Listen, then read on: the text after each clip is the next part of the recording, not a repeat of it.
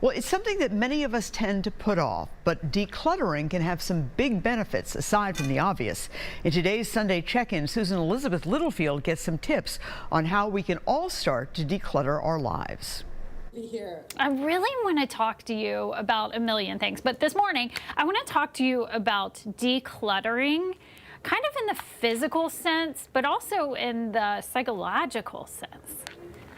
On so many different levels. I love this conversation. So for everyone listening, if we're feeling anxious, stressed, or just unable to focus, decluttering might be just the trick. And I'm not talking about anything new.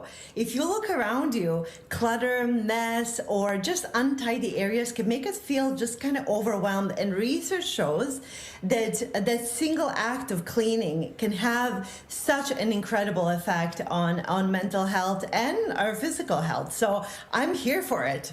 So it actually is something that affects our health if we have a lot of clutter around us.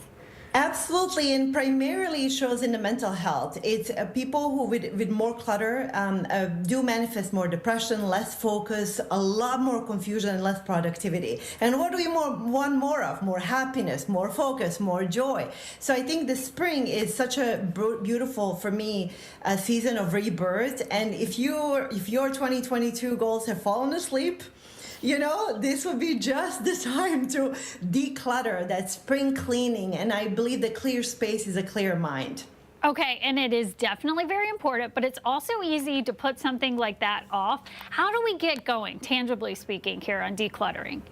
Absolutely. So there's so many different ways that we can approach this. I'm going to share tips that are very easy and not overwhelming, because who wants to tackle something like that, right? And I really want to stress this. If you take even one or two of these tips seriously and implement them, you will feel like you have so much more control over your environment.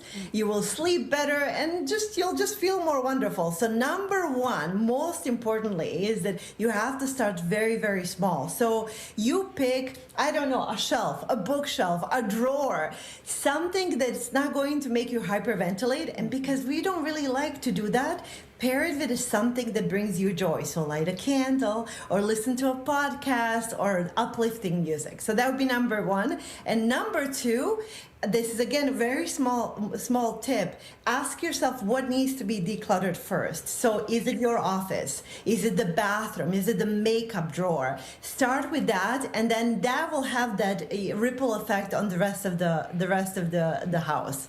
And then I have two more tips.